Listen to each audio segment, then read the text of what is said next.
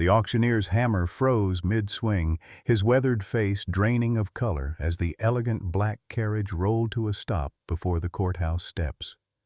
13 empty wooden crates sat in the October dust, each bearing the name of a girl already sold like livestock. All except one. Grace Whitmore stood defiant on the final auction block, her green eyes blazing with desperate courage as rough miners shouted bids for her 16-year-old life.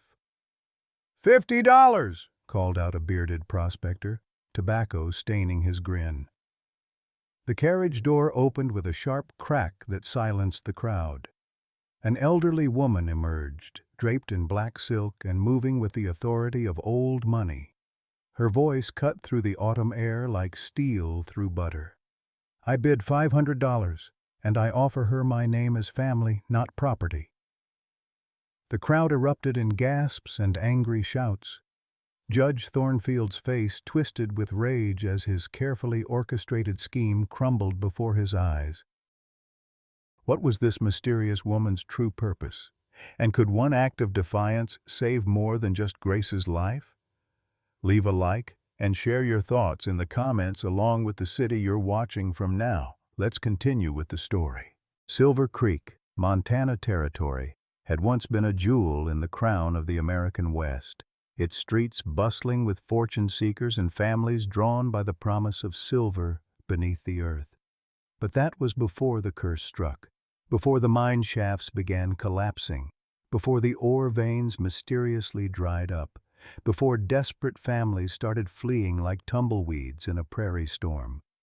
By the autumn of 1889, only the most stubborn or destitute remained in what had become a ghost town, clinging to life by its fingernails. Grace Whitmore belonged to neither category. She was trapped. At 16, she possessed her father's steady hands and her mother's fierce determination, though both parents now lay buried in the windswept cemetery overlooking the valley. Thomas Whitmore had been Silver Creek's finest blacksmith until the lung sickness took him, leaving behind medical bills that towered like mountain peaks, and a daughter who refused to abandon the forge that had been their family's heartbeat for 3 generations. Her calloused fingers could shape silver into delicate roses or sturdy horseshoes with equal skill, but artistic talent couldn't pay the $847 she owed to half the merchants in town. Judge Ezekiel Thornfield had made sure of that. The judge was a man carved from bitter wood, his face bearing the permanent scowl of someone who had watched happiness slip through his fingers like sand. At 58, he ruled Silver Creek's courthouse with an iron fist wrapped in legal precedent, his black robes swirling around him like the wings of a carrion bird. Behind his steel-rimmed spectacles lay eyes that had once held warmth, before his wife Martha fled to California with a traveling medicine man, before his 2 daughters chose exile over his suffocating control, before loneliness had curdled his heart into something cold and calculating. If Ezekiel Thornfield couldn't have a family, then by God's grace, no one else in Silver Creek would either. From Chicago came salvation in the most unlikely form. Margaret Sterling, at 72, commanded respect the way mountains commanded reverence. Naturally and without question, her steel-gray hair was pulled into a perfect chignon, her black silk dress worth more than most families earned in a decade. She had built an empire alongside her late husband, turning a small steel foundry into one of America's industrial giants. But all her millions couldn't fill the aching void left by her daughter Emma's death in childbirth 20 years earlier. The private detective's telegram had been brief. Found trail. Girl matches description. Silver Creek, Montana Territory. Urgent action required. Margaret had packed her bags within the hour. Her heart condition made the journey dangerous, but at her age, what wasn't dangerous? Time was a luxury she could no longer afford, and somewhere in this dying town was the granddaughter she'd never met, the last link to the daughter she'd lost to fever and broken dreams. The trap had been 18 months in the making, each thread woven with the precision of a spider who understood that patience yielded the sweetest prey. Judge Ezekiel Thornfield sat in his mahogany-paneled office, reviewing the ledger that chronicled Silver Creek's systematic destruction. 13 families, 13 daughters, 13 opportunities to prove that love was nothing more than a commodity to be bought and sold. It had begun with the Hendersons' general store. A mysterious fire in their storage room, followed by inflated insurance claims that somehow never materialized. When Robert Henderson couldn't pay his suppliers, Thornfield's court had been more than happy to foreclose on the family's debts, provided, of course, that their 18-year-old daughter Mary served as domestic collateral to cover the remaining balance. The girl had fetched $32 from a cattle rancher who needed a wife and didn't much care whether she came willing or not. The pattern repeated with surgical precision. The Morettis lost their bakery when flour shipments mysteriously spoiled, forcing them to breach contracts they couldn't fulfill. Young Anna Moretti brought $45 from a saloon keeper in the next county. The O'Brien's dairy collapsed when their prize cattle sickened and died. Later investigation would reveal arsenic in their water supply, but by then 16-year-old Bridget was already bound for San Francisco's Barbary Coast. Each devastation had been carefully orchestrated, each family's ruin precisely calculated to leave them with exactly one asset of value: their daughters. Thornfield had studied the territorial laws with the devotion of a seminary student, finding every loophole that made his scheme technically legal. Debt bondage remained permissible under Montana Territory statutes, and desperate families could indeed offer family members as security for outstanding obligations. The silver mine's collapse had been his masterpiece. For months, Thornfield had hired men to sabotage equipment, flood shafts, and spread rumors of cursed ground among the superstitious miners. When production ceased and wages stopped, families began their exodus in droves. Only those too poor to leave or too stubborn to abandon their claims remained. Exactly the demographics Thornfield required for his harvest. Grace Whitmore had been his intended crown jewel from the beginning. Thomas Whitmore's blacksmith shop occupied the most valuable lot in town, positioned perfectly between the defunct mine entrance and the railroad depot. When the silver veins inevitably reopened, once Thornfield owned the mineral rights, that location would be worth a fortune. But first he needed the Whitmores gone. Thomas's lung sickness had been a gift from Providence. Thornfield simply ensured that the town's only doctor, Malcolm Stewart, charged premium rates for his services. Each visit brought another bill, each medication another debt. When Thomas finally succumbed to the mining dust that had destroyed his lungs, he left behind obligations that no 16-year-old girl could possibly satisfy through honest labor. Grace's auction had been scheduled for the grand finale, the moment when Silver Creek's most beloved family would fall to Thornfield's patient machinations.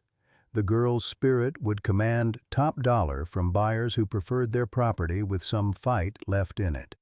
Thornfield had personally corresponded with 3 interested parties: a mining operation in Nevada that needed entertainment for its workforce, a cattle baron whose previous wives had developed an unfortunate tendency to suffer fatal accidents, and a gentleman from San Francisco who collected young women the way other men collected art. The morning of October 15th dawned crisp and clear, autumn painting the mountainsides in shades of gold and scarlet. Grace had spent her final night of freedom in her father's workshop, running her fingers over the tools that had shaped 3 generations of Whitmore craftsmanship. She had sewn her mother's silver locket into the lining of her only decent dress, the one her mother had worn to church every Sunday before the fever took her.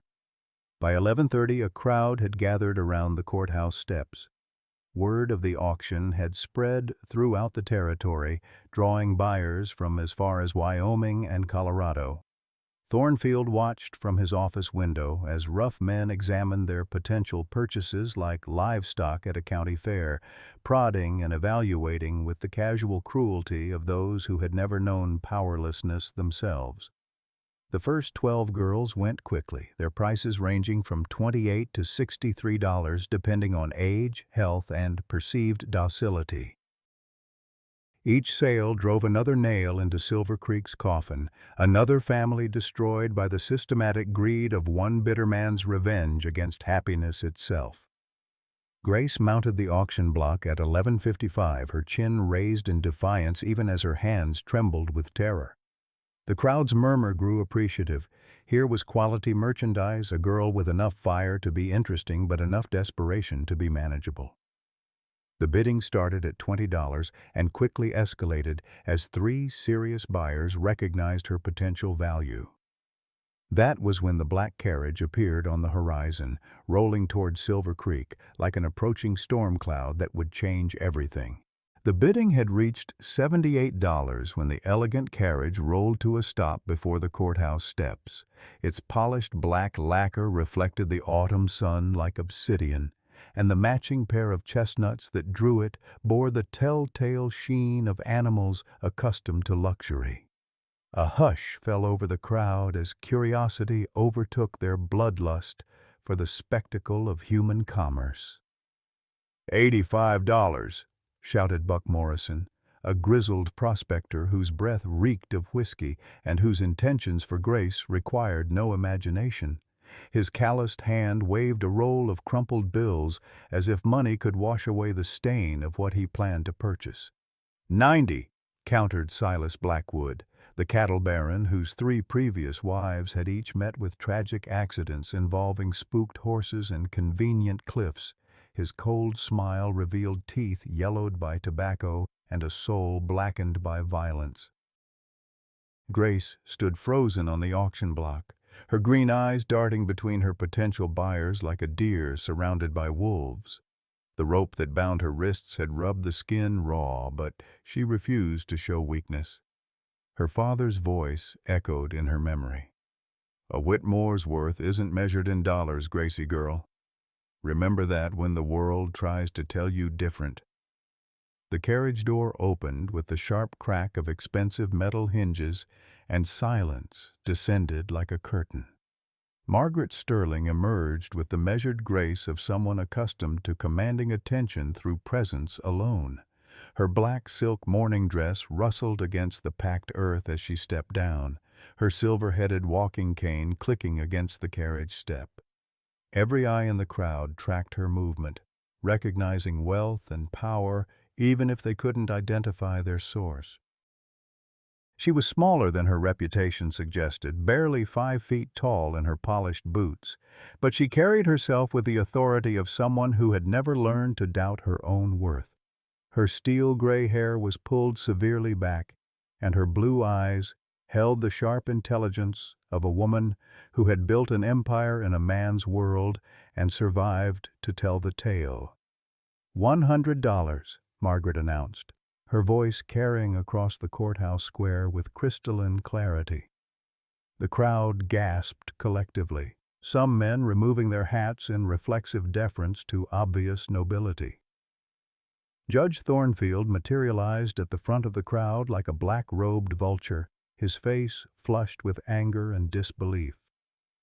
"Madam, I'm afraid there are proper procedures to follow. This is a legal proceeding, not a charity auction." Margaret turned her gaze upon him with the cold precision of a surgeon's blade. "I am Margaret Sterling of the Chicago Sterlings. Perhaps you've heard of Sterling Steel Works?" The judge's face went pale at the mention of one of America's largest industrial fortunes. "I am prepared to pay $100 in gold coin, and I offer something no other bidder has. I offer this child my name as family, not my ownership as property." The crowd erupted in confused murmurs. Buck Morrison spat tobacco juice and snarled, "That ain't how this works, lady. We're buying working contracts, not adopting strays." "Working contracts?" Margaret's voice could have frozen the Rio Grande. "Is that what we're calling slavery now? How wonderfully creative our legal system has become. She approached the auction block with measured steps, her cane tapping against the ground like a judge's gavel. "Young woman, what is your name?" Grace found her voice despite the chaos surrounding her. "Grace Whitmore, ma'am." "Grace Whitmore," Margaret repeated, as if testing the sound. "Tell me, child, do you choose to be purchased like livestock, or would you prefer to be adopted as family?" The question hung in the air like gunpowder waiting for a spark. Grace looked into Margaret's eyes and saw something she hadn't witnessed in months, genuine compassion without expectation of payment. I would choose family, ma'am." "If you truly mean it." Judge Thornfield stepped forward, his face twisted with rage. "This is highly irregular. The debt bondage contracts are legal under territorial statute. You cannot simply—" "Cannot what?" Margaret produced a leather portfolio from her carriage with theatrical precision. "Cannot legally adopt a minor child through proper channels. Cannot pay her debts in full and provide her with a home. I have here the necessary paperwork already filed with the territorial governor's office in Helena." She smiled with the satisfaction of someone who had anticipated every objection. "I may be an old woman, Judge Thornfield, but I am not a stupid one. I've spent my entire adult life navigating legal systems designed to exclude people like me." The crowd watched in stunned silence as Margaret ascended the courthouse steps. She removed her black kid gloves with deliberate care, revealing hands marked by liver spots but steady as granite. "Grace Whitmore, I offer you a choice that no one here has been given. You can accept my adoption and come with me to a life of dignity and opportunity, or you can decline and face whatever fate awaits you here. The decision is entirely yours." Grace felt tears burning her eyes as she stared at this miraculous stranger who offered salvation without strings attached. "Why would you help me? You don't even know me." Margaret's composed expression softened for just a moment, revealing depths of pain and longing that spoke of personal loss. "Because, my dear child, I know what it's like to lose everything that matters. And because I believe that family isn't just about blood, it's about choice and love and the courage to stand up when someone needs you to stand." The rope binding Grace's wrists fell away as Margaret's driver produced a sharp knife. For the first time in months, Grace felt hope bloom in her chest like prairie grass after rain. Judge Thornfield's face had turned purple with fury, but he was legally powerless to stop what was unfolding. The crowd began to disperse, disappointed by the anticlimactic end to their entertainment. "This isn't over," Thornfield hissed as Margaret helped Grace into the carriage. "You don't understand what you've interfered with." Margaret paused at the carriage door, fixing him with a stare that could have cut diamond. "On the contrary, Judge, I understand perfectly, and that, sir, is precisely why I'm here." The Sterling mansion sat like a Victorian jewel against the rugged Montana landscape, its 3 stories of gabled roofs and wraparound porches seeming impossibly elegant amid the wild frontier. Grace pressed her face to the carriage window as they approached the circular drive, her breath fogging the glass as she stared at what would now be her home. The building was larger than Silver Creek's entire main street, its windows gleaming like golden eyes in the afternoon sun. "It's rented, of course," Margaret said, noticing Grace's amazement. "I don't believe in buying property sight unseen, though I must admit the local agent's description hardly did it justice." She smoothed her black skirts with practiced precision. "The previous owner was a silver baron who lost his fortune in the crash of '87. Rather poetic, don't you think?" Grace could only nod, overwhelmed by the transition from auction block to mansion in the span of 2 hours.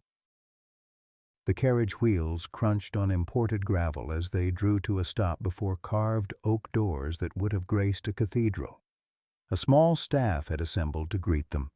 A stern-faced housekeeper, a weathered groundskeeper, and 2 young maids who stared at Grace with undisguised curiosity. "Mrs. Patterson," Margaret addressed the housekeeper as she stepped from the carriage, "please prepare the blue room on the second floor for my granddaughter. She'll need a complete wardrobe as well. Send to Denver for whatever cannot be acquired locally." The word granddaughter struck Grace like lightning. She had assumed the adoption was merely a legal fiction, a convenient way to circumvent the judge's slave auction. But Margaret spoke the word with such casual authority that it seemed to reshape reality around them. The interior of the mansion matched its grand exterior. Persian carpets covered polished hardwood floors, crystal chandeliers cast rainbow patterns on silk-papered walls, and furniture that belonged in palaces had been arranged with museum precision. Grace's work-worn boots seemed to echo shamefully as she followed Margaret through rooms larger than the entire blacksmith shop where she had grown up. "I know this must be overwhelming," Margaret said as they climbed a mahogany staircase adorned with oil paintings of stern ancestors. "When I was your age, I lived in a Chicago tenement with 12 other people. The first time I entered my husband's family home, I was convinced I would break something precious just by breathing near it." Grace's assigned room was a symphony in blue and gold, with a 4-poster bed draped in silk and windows that overlooked the valley where Silver Creek crouched like a wounded animal. A marble fireplace dominated one wall, while a writing desk that cost more than her father's yearly income occupied another. Most miraculous of all was the adjoining bathroom, with its porcelain fixtures and running water, luxuries Grace had only heard described by travelers from back east. "Rest for a few hours," Margaret suggested, though her tone made it clear this was more command than suggestion.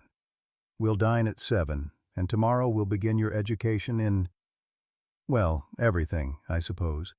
Table manners, deportment, basic accounting, and conversational skills suitable for polite society." Left alone, Grace sank into a chair upholstered in fabric softer than any clothing she had ever worn. The silence of the mansion pressed against her ears after years of the forge's constant clanging and the winds howling through gaps in the workshop walls. She fingered the hidden locket sewn into her dress, her mother's silver pendant, the only thing of value she truly owned, and wondered if she was trading one form of captivity for another.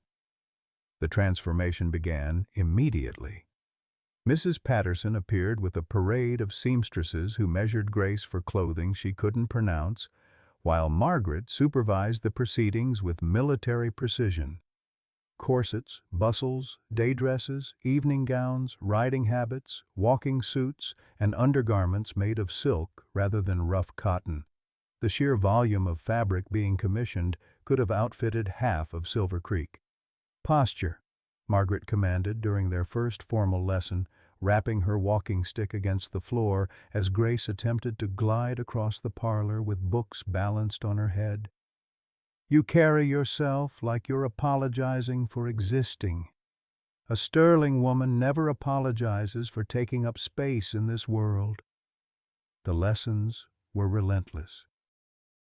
How to eat with 7 different forks without looking confused. How to make conversation about literature she had never read and places she had never seen. How to dance the waltz without stepping on her partner's feet. How to manage servants without being cruel. How to handle money without appearing vulgar. How to command respect without demanding it.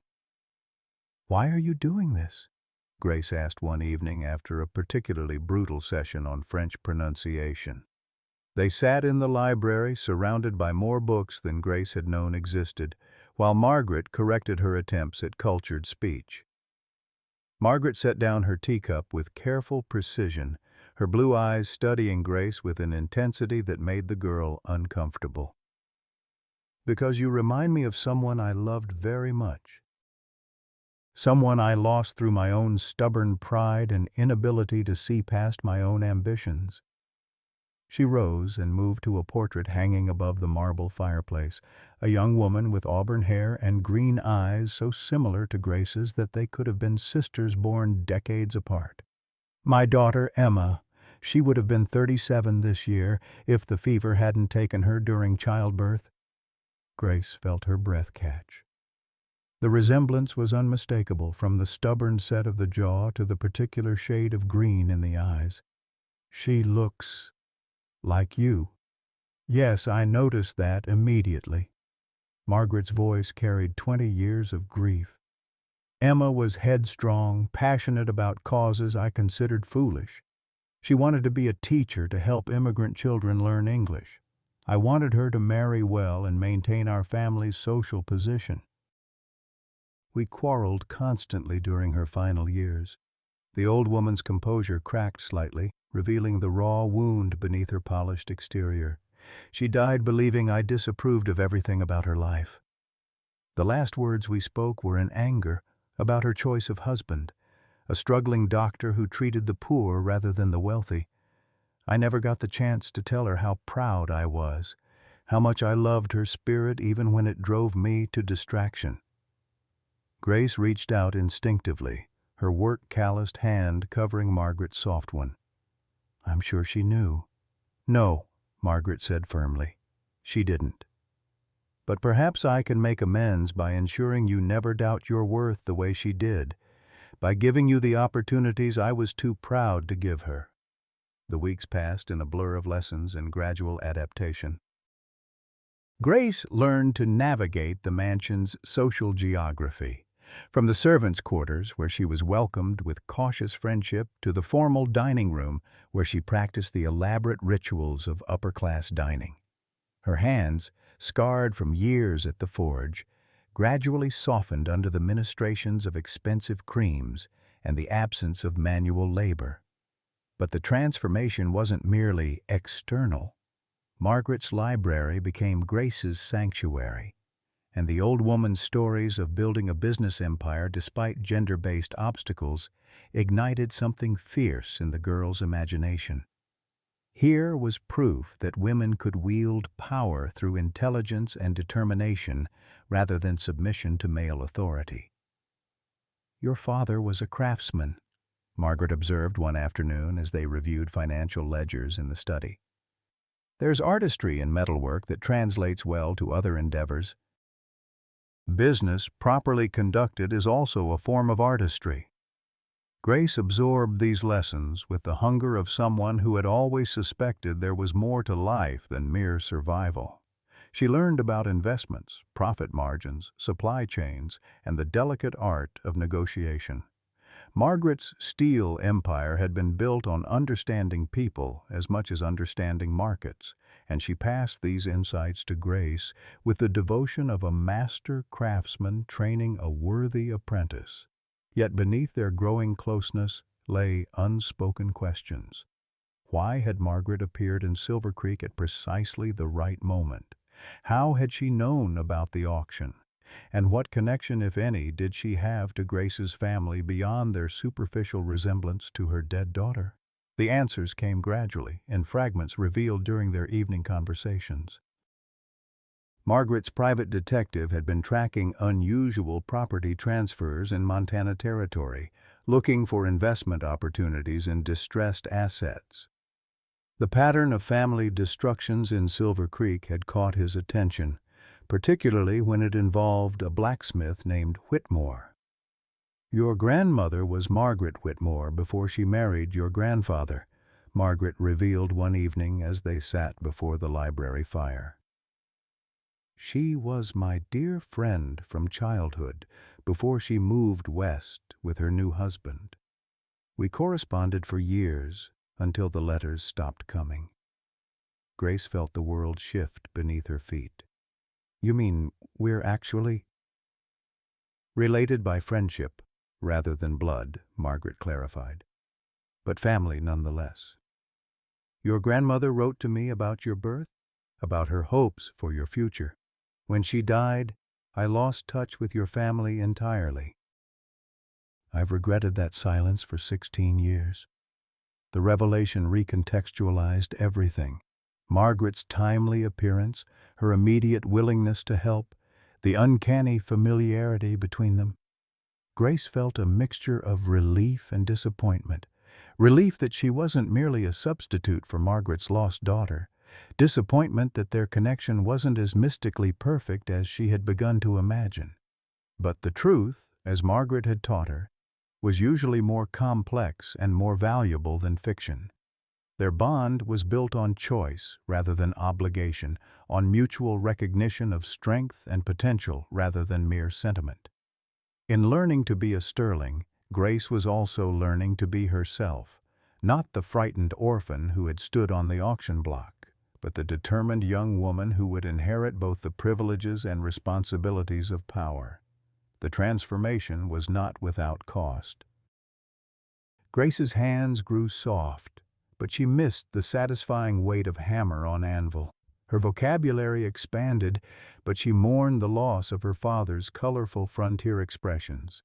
She learned to move through society with grace and authority, but sometimes felt like an actress playing a role rather than living an authentic life. Most challenging of all was the growing awareness that her rescue from Silver Creek was incomplete. 12 other girls remained in bondage, sold to men who viewed them as property rather than human beings. Their faces haunted Grace's dreams, and their absence weighed heavily on her newfound conscience. "We have to help them," Grace declared one morning over breakfast, setting down her sterling silver fork with newfound determination. "The other girls. We can't just leave them to suffer while I live in luxury." Margaret's smile held both pride and sorrow. "I was wondering when you would say that." "Your grandmother would have said exactly the same thing in exactly the same tone." She folded her napkin with precise movements. "Very well.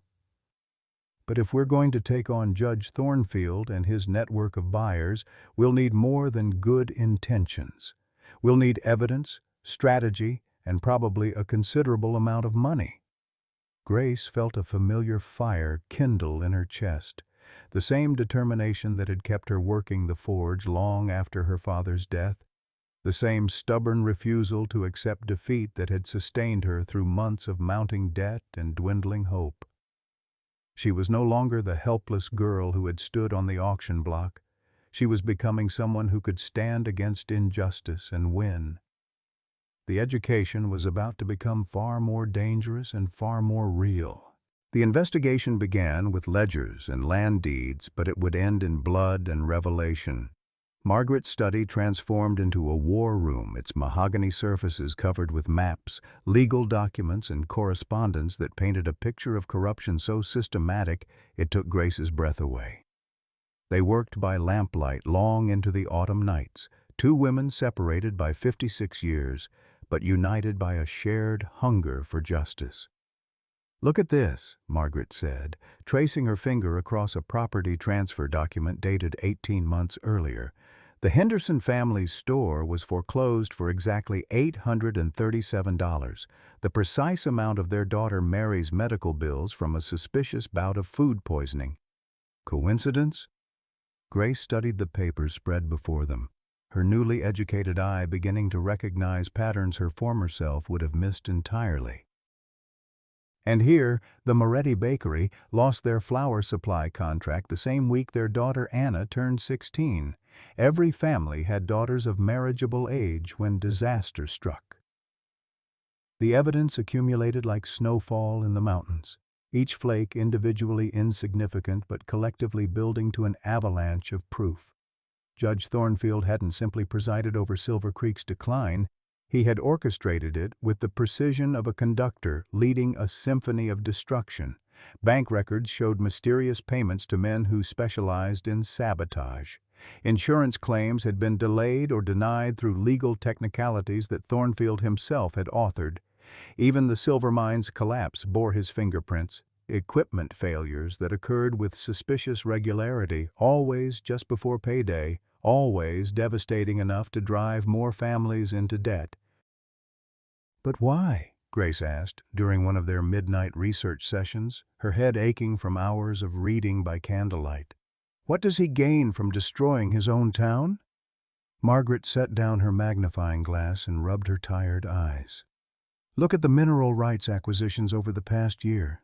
Every property that went into foreclosure, every family that fled, guess who purchased their land for pennies on the dollar?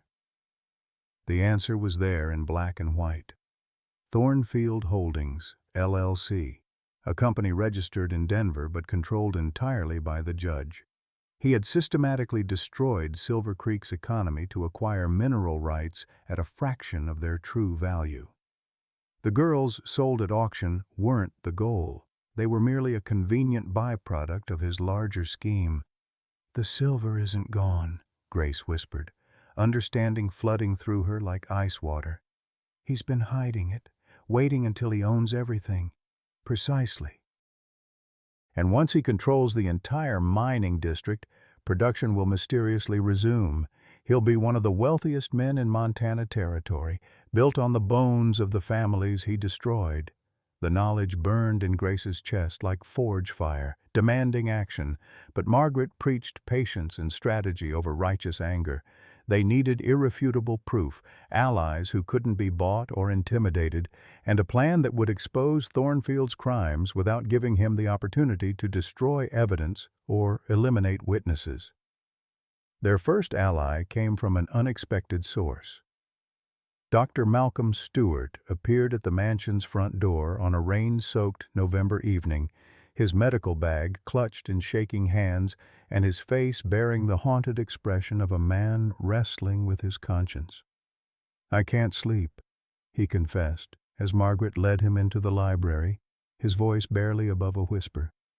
"Haven't had a decent night's rest since young Thomas Whitmore died. I charged him triple my usual rates for medicine that wouldn't have helped anyway. The judge, he said it was necessary to maintain the appearance of legitimacy." Grace felt her blood turn cold as the doctor's confession unfolded. The mysterious illnesses that had struck so many families, the inflated medical bills that pushed them deeper into debt, the convenient timing of health crises, all of it had been orchestrated through the town's only physician, a man whose gambling debts had made him vulnerable to Thornfield's manipulation. "Your father could have lived another year, maybe two, with proper treatment and rest," Dr. Stewart told Grace, tears streaming down his weathered face. "But the judge needed him gone quickly, needed you isolated and desperate." "I'm sorry, child. I'm so damn sorry." Margaret placed a protective hand on Grace's shoulder as the girl struggled not to collapse under the weight of this revelation. Her father's death hadn't been inevitable. It had been murder by medical malpractice, orchestrated by a man who viewed human suffering as a business expense. "Help us stop him," Margaret said quietly, her voice carrying the authority of someone accustomed to making life-altering decisions. "Testify to what you've told us, and we'll ensure your gambling debts disappear along with whatever other leverage he holds over you."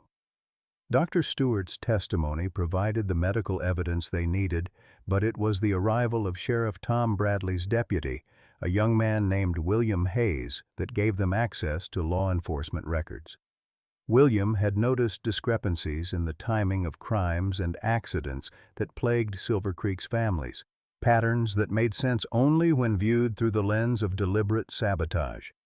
"The judge has been scheduling court sessions to coincide with these incidents," William explained as he spread police reports across Margaret's desk. A family would suffer some catastrophe on a Monday, and by Friday they'd be facing foreclosure proceedings. No time to recover, no opportunity to seek help from relatives in other towns. Grace found herself drawn to the deputy's earnest dedication to justice, his willingness to risk his career to expose corruption. He was perhaps 25, with honest brown eyes and the kind of steady demeanor that reminded her of her father's most admirable qualities. When their hands accidentally touched while reviewing documents, she felt an unexpected flutter of attraction that had nothing to do with gratitude or convenience. But personal feelings had to wait. The evidence was damning, but they still needed proof of the silver mine's true condition. Margaret's industrial connections provided the solution. A mining engineer from Denver who specialized in geological surveys and owed the Sterling family several favors from past business dealings.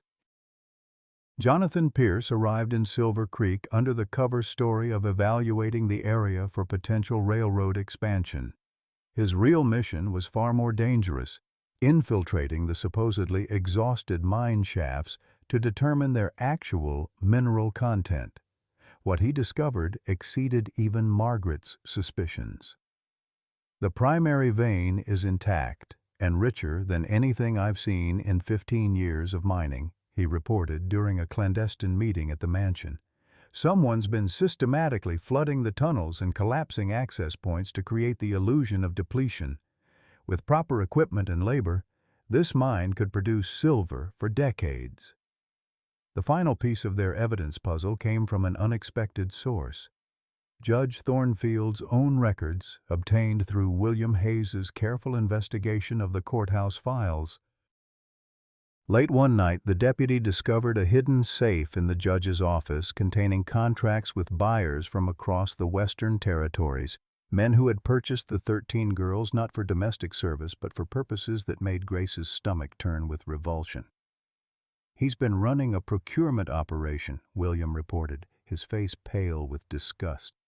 "Supplying young women to brothels, mining camps, and private collectors who pay premium prices for specific requirements.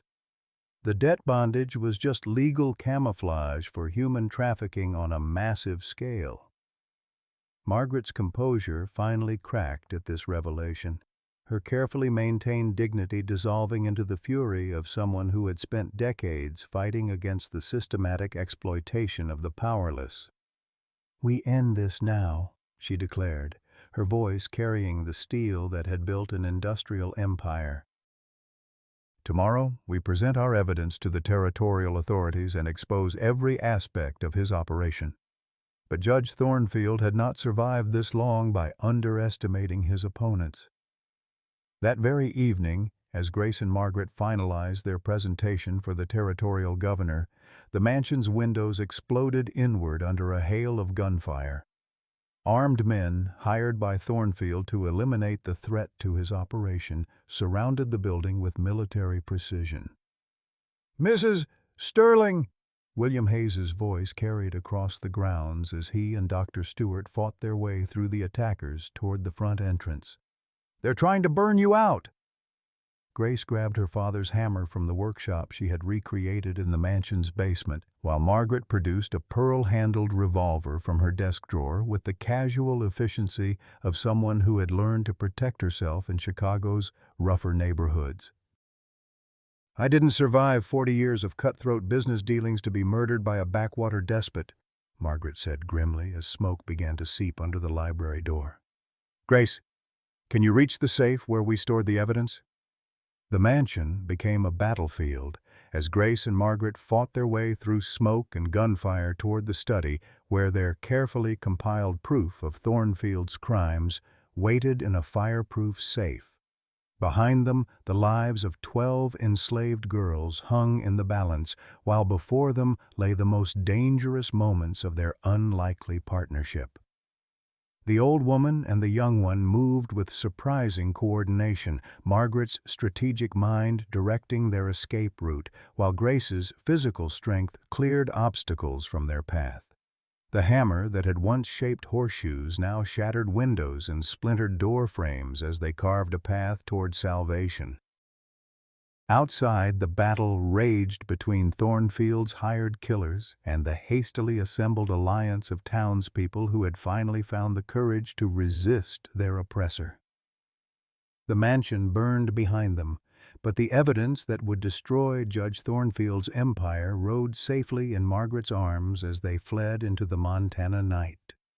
The climax of their war for Silver Creek's soul was about to begin, and neither Grace nor Margaret would emerge unchanged from the fire that would forge their ultimate victory.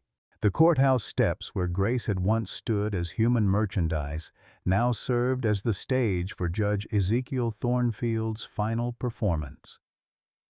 Dawn broke gray and cold over Silver Creek as the territorial authorities arrived from Helena, their official carriages crunching through the frost-covered Main Street, while townspeople gathered in unprecedented numbers to witness justice finally served. Margaret stood before the assembled crowd, her black silk dress torn and smoke-stained from the previous night's battle, but her bearing remained as regal as any queen addressing her subjects. The leather portfolio containing their evidence rested securely in her hands, its contents representing months of meticulous investigation and the hope of 12 enslaved girls scattered across the Western territories. "Citizens of Silver Creek," she began, her voice carrying clearly in the crisp morning air, "we gather today to expose a conspiracy so vast and cruel that it challenges our very understanding of human decency." Judge Thornfield sat in shackles between two federal marshals, his once imposing figure now diminished by the weight of his crimes. His steel-rimmed spectacles had been shattered during his capture, and without them, his eyes held the vacant stare of a man confronting the ruins of his carefully constructed world. The evidence unfolded like a map of systematic evil. Margaret presented the doctored medical bills that had driven families into impossible debt, while Dr. Stewart testified with shaking voice about his role in the conspiracy. Bank records revealed the phantom company that had purchased foreclosed properties for pennies on the dollar, and mining reports proved the deliberate sabotage that had created Silver Creek's artificial economic collapse. 13 families destroyed, Margaret continued, her voice growing stronger with each revelation. 13 daughters sold into slavery, their lives treated as commodities in a market that should never have existed. Grace stood beside her grandmother, no longer the terrified girl who had once occupied this same spot. Her green eyes blazed with the fire of someone who had witnessed justice at work and would never again accept the world's cruelties as inevitable. When called upon to testify, she spoke with a clarity that made hardened marshals shift uncomfortably in their saddles. "My father died believing his debts were legitimate," she said, her voice carrying across the silent crowd. "He spent his final days apologizing to me for leaving me in poverty, never knowing that his suffering was orchestrated by a man who viewed human misery as a business opportunity." The territorial prosecutor, a stern woman named Catherine Wells, who had traveled from Helena specifically for this case, methodically dismantled every aspect of Thornfield's defense. The debt bondage laws he had exploited were technically legal, but his manipulation of circumstances to create those debts constituted criminal conspiracy.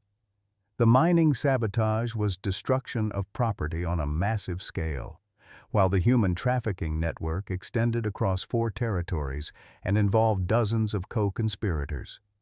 "Your Honor," Prosecutor Wells addressed the federal judge who would determine Thornfield's fate, "the defendant has perverted the legal system itself into an instrument of oppression. He has used his position of trust to systematically destroy the very community he swore to serve." But even as justice seemed assured, the true horror of Thornfield's operation revealed itself through testimony from the rescued girls' buyers. William Hayes had worked tirelessly to track down the men who had purchased Grace's former neighbors, and what he discovered painted a picture of suffering that made the courtroom gasp in collective horror. Mary Henderson, the first girl sold, had been worked nearly to death in a Nevada mining camp before succumbing to pneumonia at age 19. Anna Moretti had been forced into prostitution in San Francisco's Barbary Coast, her body found floating in the bay after a failed escape attempt. The twins, Sarah and Rebecca Mitchell, had been separated and sold to different cattle ranches, where they endured years of abuse before one finally died in childbirth, and the other took her own life rather than continue suffering. 8 of the 13 girls are dead, William reported, his voice breaking as he read their names aloud. 4 others remain in captivity, their locations confirmed but their rescue complicated by jurisdictional issues across multiple territories. Grace felt Margaret's hand squeeze hers as the litany of destroyed lives unfolded before them. Each name represented not just a statistic, but a neighbor, a friend, a girl who had played in Silver Creek's dusty streets before Judge Thornfield decided their worth could be measured in dollars. Judge Thornfield finally spoke in his own defense, his voice carrying the hollow authority of a man who had convinced himself that evil could be rationalized. "I maintained order in a lawless territory," he declared, his shackles rattling as he gestured toward the crowd. "These people were failing anyway. I simply accelerated the inevitable and ensured that someone profited from their weakness." The courtroom erupted in angry shouts before the federal judge restored order with his gavel. Margaret rose slowly, her age and the previous night's ordeal evident in her careful movements, but her voice carried the accumulated authority of 7 decades of witnessing human nature at its best and worst. "Your Honor, the defendant speaks of order, but he created chaos. He speaks of profit, but he dealt in human souls. He speaks of inevitability, but he orchestrated every tragedy that befell this community." She paused, letting her words settle over the crowd like snow on granite. "There is no legal precedent adequate to address the scope of his crimes, but there is a moral imperative that demands justice for those who cannot speak for themselves." The federal judge, a graying man named Harrison Pierce, who had presided over territorial courts for 20 years, deliberated for less than an hour before returning with his verdict. Judge Ezekiel Thornfield was found guilty on 47 separate counts, including conspiracy, human trafficking, destruction of property, and abuse of judicial authority. "The sentence of this court," Judge Pierce announced as the crowd held its collective breath, "is death by hanging, to be carried out at the territorial prison in Helena within 30 days. The courthouse erupted in cheers and applause, but Grace felt only emptiness where she had expected satisfaction. Justice had been served, but 8 girls remained dead, and 4 others still suffered in captivity. The money recovered from Thornfield's accounts would compensate the surviving families, but no amount of gold could restore the lives that had been destroyed by one man's calculated cruelty. As the crowd dispersed and Thornfield was led away in chains, Margaret placed her arm around Grace's shoulders with the gentle authority of someone who understood that victory often carried the weight of sorrow. "Justice is not always satisfying," she said quietly, watching the prison wagon disappear toward Helena. "Sometimes it is simply necessary, like setting a broken bone or cauterizing a wound. The healing comes later, and it comes slowly." Grace nodded, understanding that their work was far from finished. 12 girls had been sold from these very steps, and while justice would be served for their trafficker, the real measure of their success would be found in ensuring that such horrors never visited Silver Creek again. The sun climbed higher in the Montana sky, burning away the frost and illuminating a town that had finally chosen courage over complicity. But in the shadows of victory, new challenges awaited, and the price of redemption would prove higher than either Grace or Margaret had imagined. The telegram arrived 3 days after Judge Thornfield's execution, its terse words carrying the weight of catastrophe across the wire from Helena. "Margaret Sterling, stop. Heart failure. Stop. Come immediately stop. Dr. Samuel Wright." Grace's hands trembled as she read the message for the 3rd time, the paper crackling between her fingers like autumn leaves. Margaret had traveled to the territorial capital to finalize the legal proceedings surrounding Thornfield's estate, insisting that Grace remain in Silver Creek to oversee the mine's reopening. Now, as Grace stood alone in the mansion's grand foyer, she realized that her grandmother's protective instincts had extended even to shielding her from witnessing what might be a deathbed scene. The journey to Helena took 18 hours by the fastest available transportation, and every mile stretched like an eternity. Grace found herself bargaining with a God she had rarely addressed since her father's death, offering her newly acquired inheritance, her future happiness, anything that might preserve the life of the woman who had become her anchor in a world that had shown her precious little kindness. Helena's Territorial Hospital was a modest brick building that smelled of carbolic acid and human suffering. Grace found Margaret in a private room on the second floor, her silver hair spread across white pillows like moonlight on snow. The woman who had commanded respect from industrial titans and territorial governors now appeared fragile as spun glass, her breathing shallow and labored despite the oxygen apparatus that hissed softly beside her bed. "Ah, my dear girl," Margaret whispered as Grace took her hand, her voice barely audible above the medical equipment's mechanical symphony. "I was hoping you would arrive in time, Dr. Wright, a kindly man in his 60s who bore the exhausted expression of someone who fought death daily and rarely won decisive victories, explained the situation with gentle honesty. Margaret's heart condition, weakened by decades of stress and the recent traumatic events in Silver Creek, had finally overwhelmed her system's ability to compensate. "Hours, perhaps a day at most," he said quietly, his hands folded behind his back as he delivered the prognosis that shattered Grace's carefully constructed new world.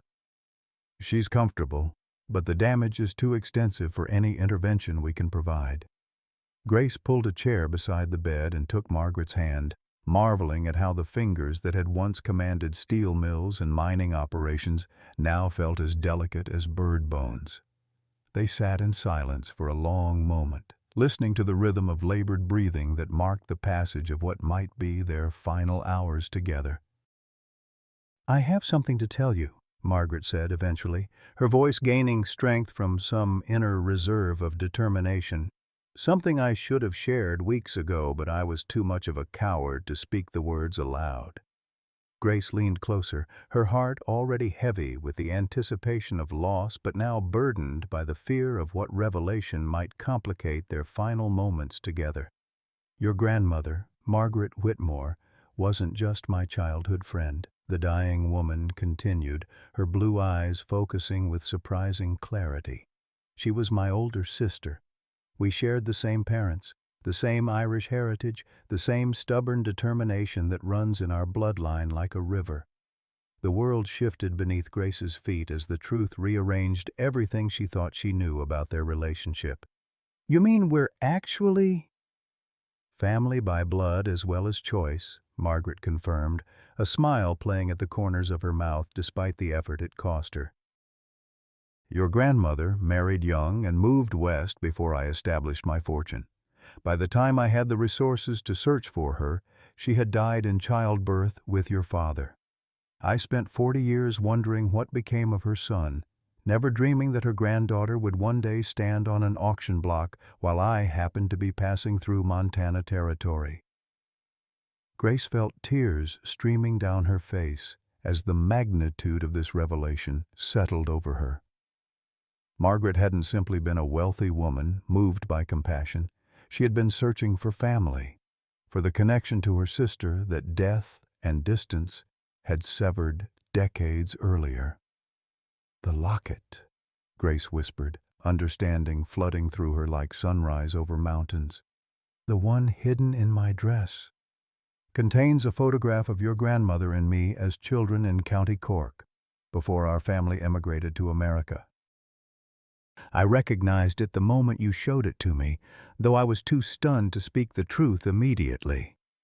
Margaret's confession continued in weakening whispers, each word carefully chosen and precisely delivered despite her failing strength.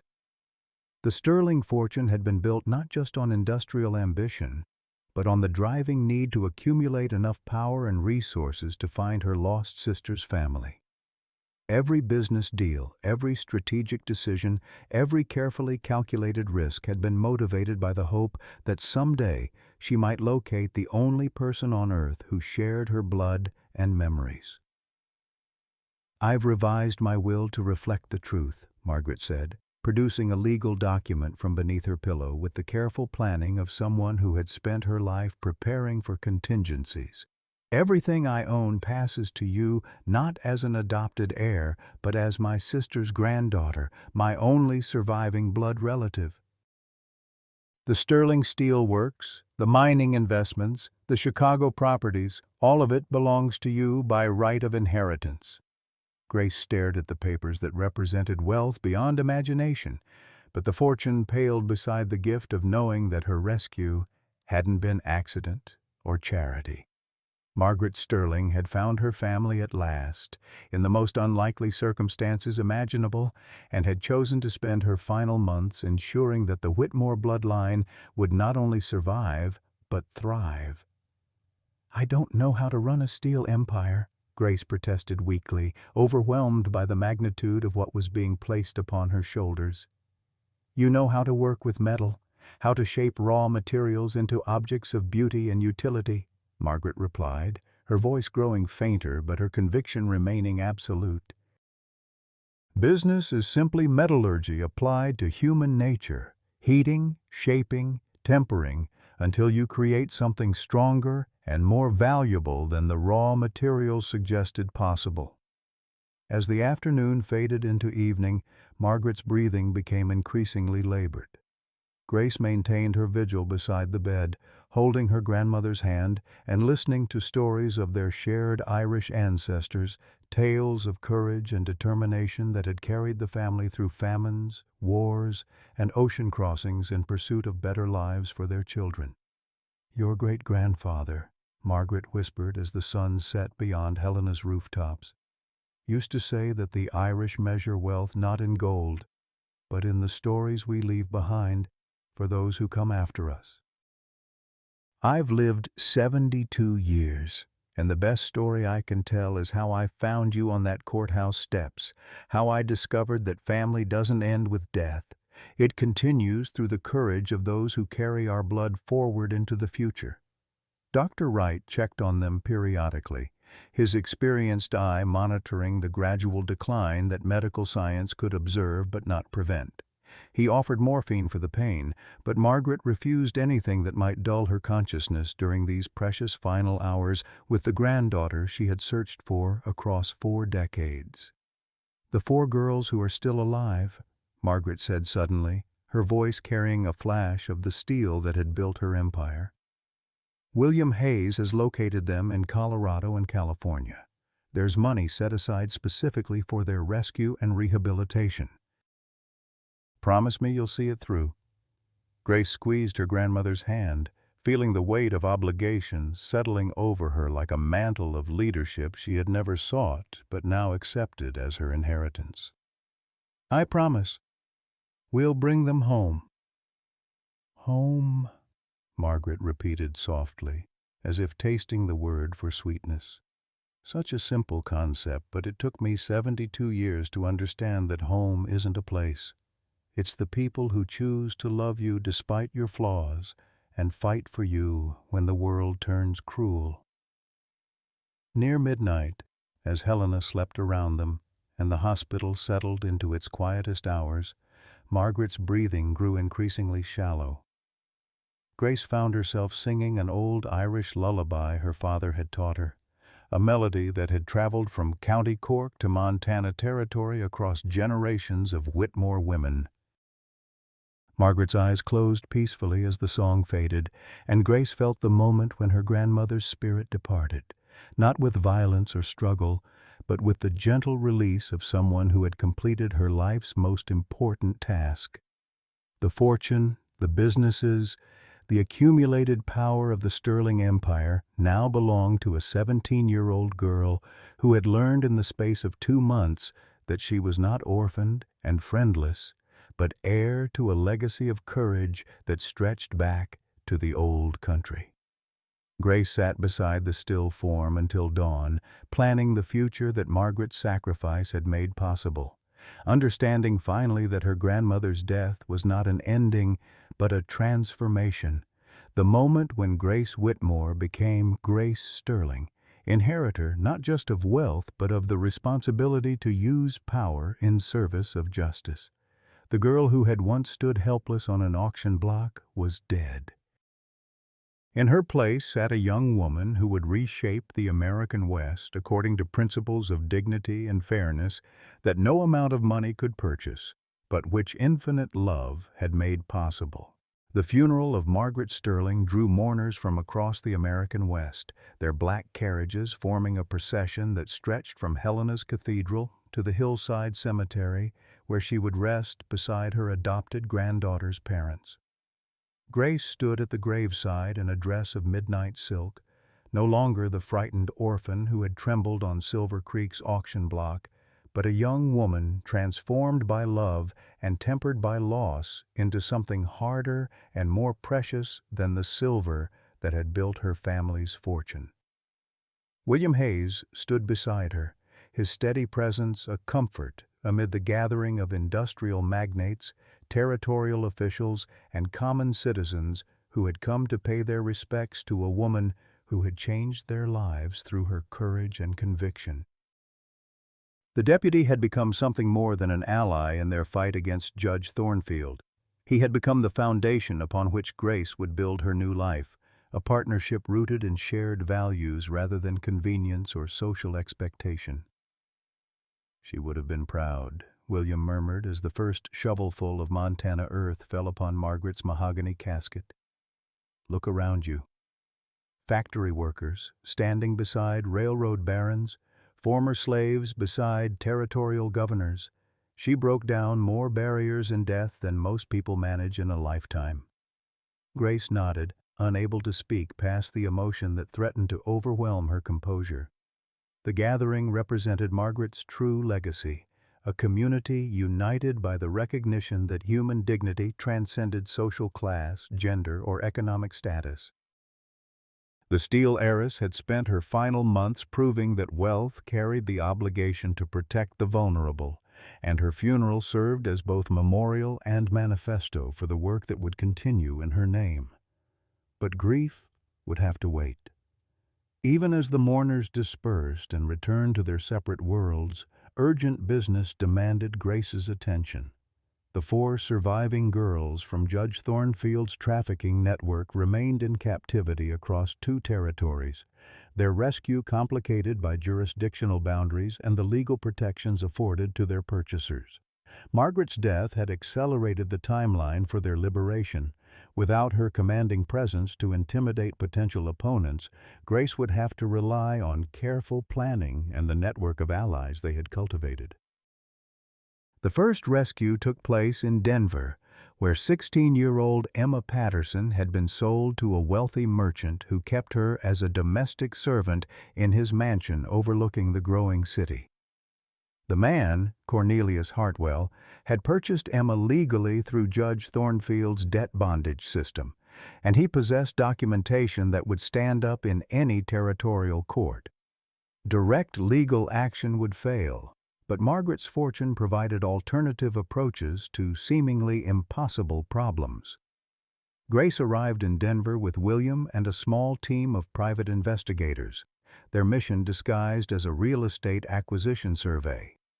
Hartwell's business empire depended on steel shipments from Eastern manufacturers, contracts that the Sterling Steel Works had the power to terminate with devastating effect.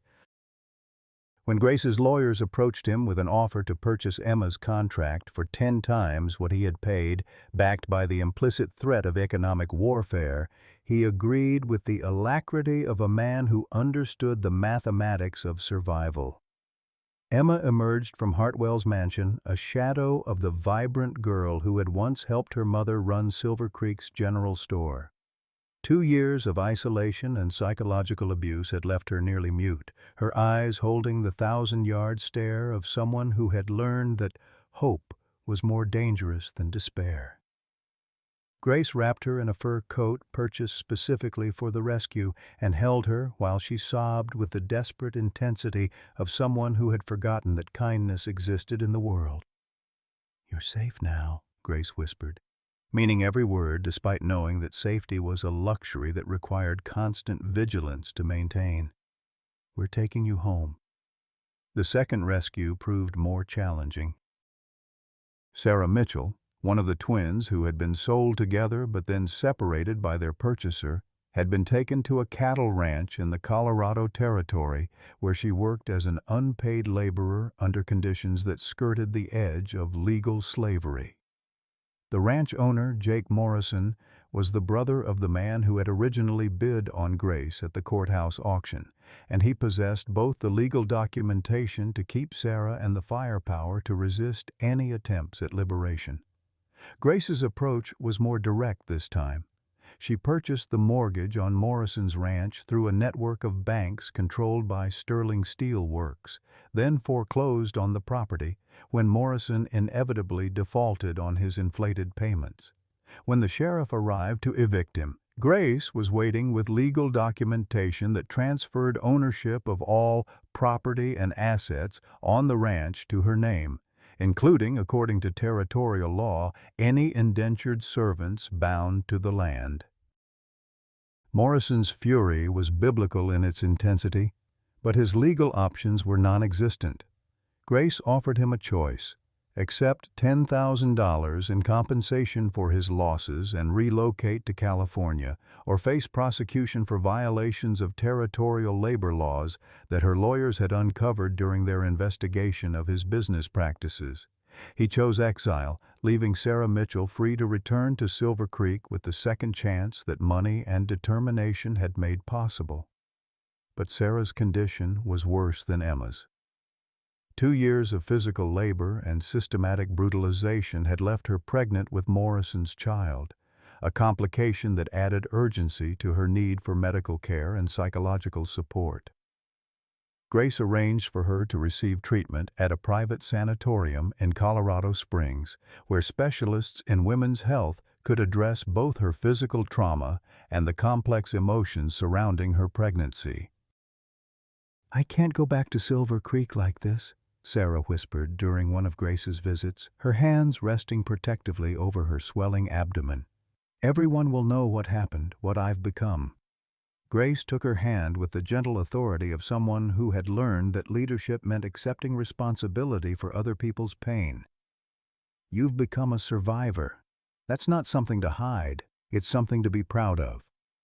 And when you're ready to come home, Silver Creek will welcome you as a hero, not a victim." The third rescue required Grace to confront the reality that money and legal maneuvering couldn't solve every problem. Mary Catherine O'Brien, the baker's daughter, had been sold to a mining camp in Nevada where she worked in a brothel that served the rough men who extracted silver and gold from the earth. The camp existed outside territorial jurisdiction, controlled by mining companies that wrote their own laws and enforced them with private armies.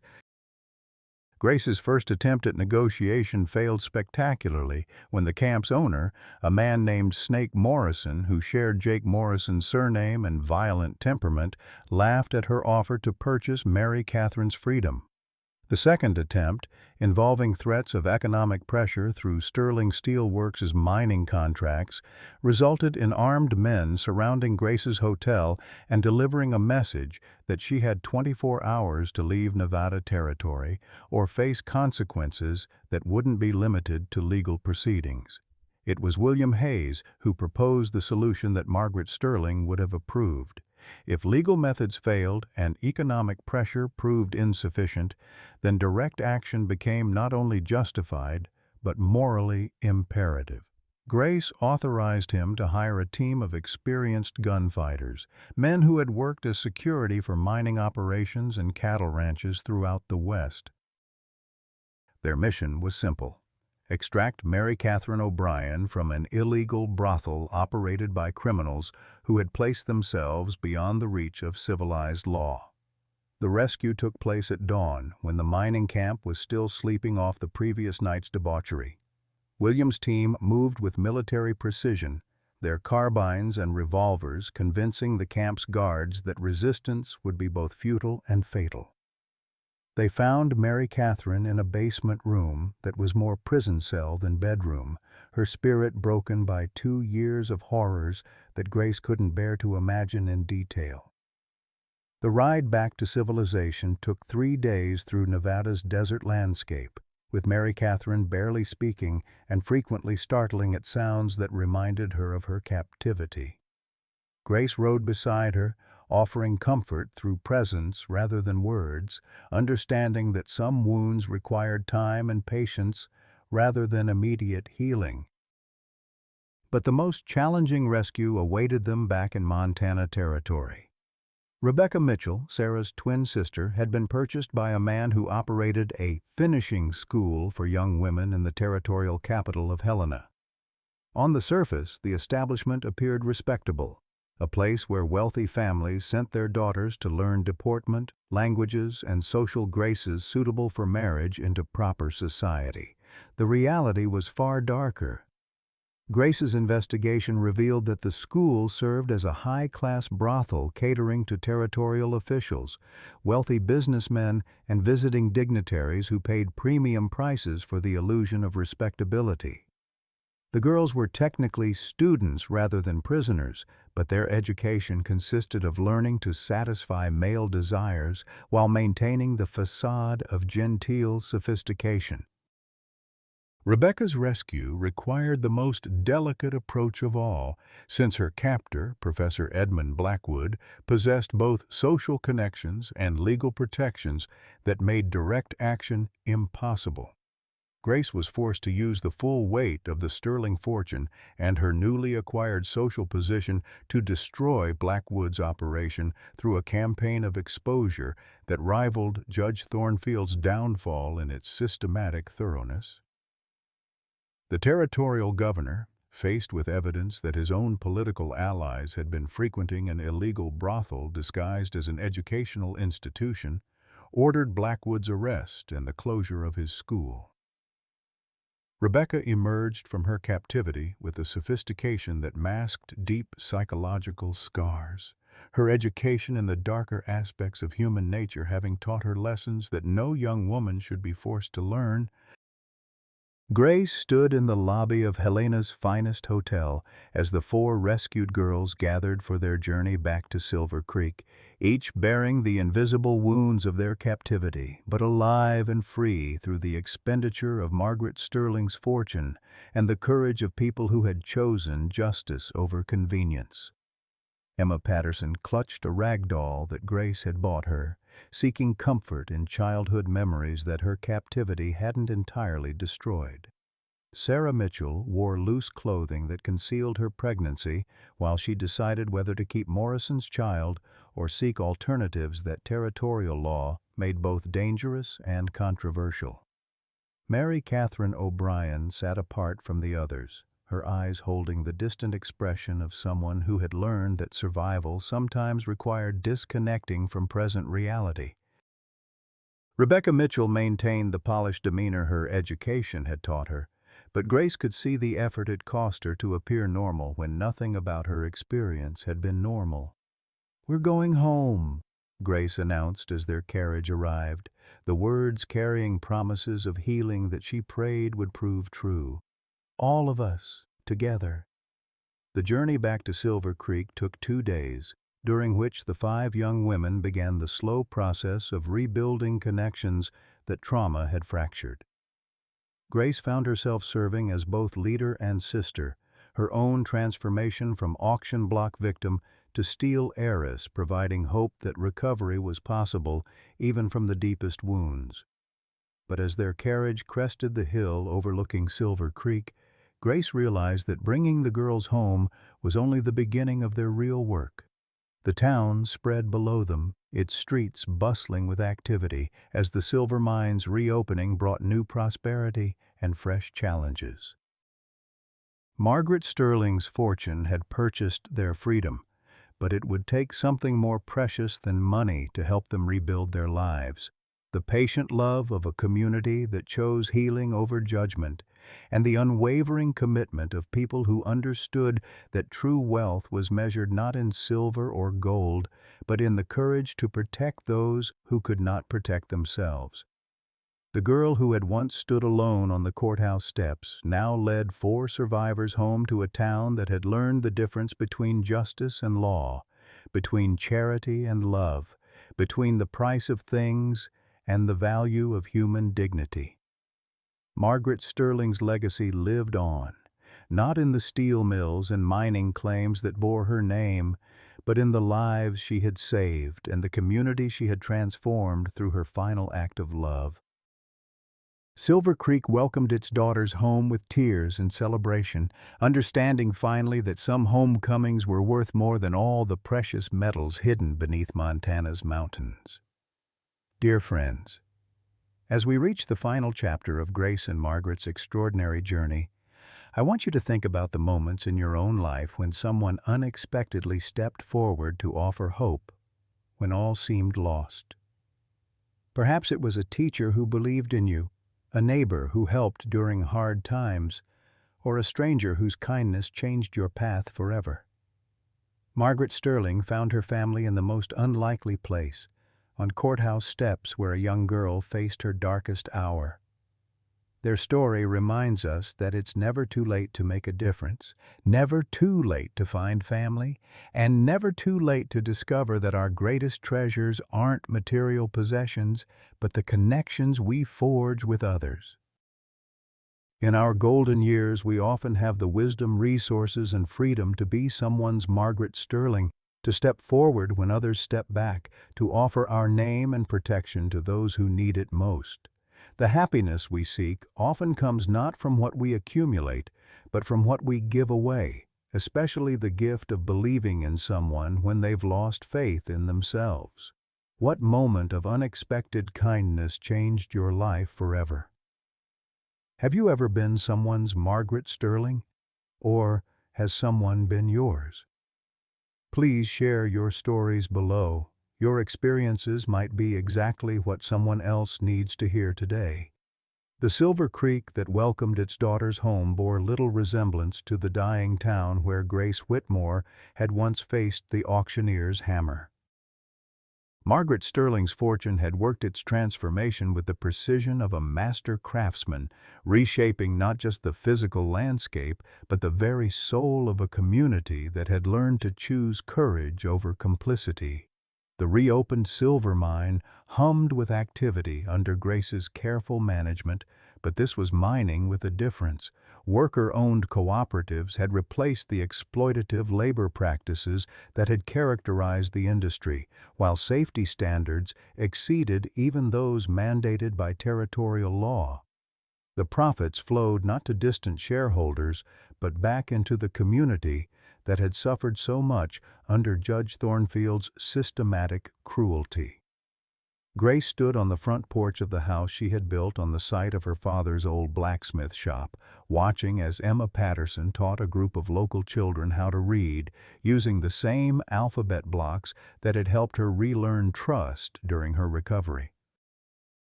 The young woman who had emerged from Cornelius Hartwell's Denver mansion as a traumatized shadow now served as Silver Creek's schoolmistress, her gentle patience with struggling students born from intimate knowledge of what it meant to rebuild oneself from broken pieces.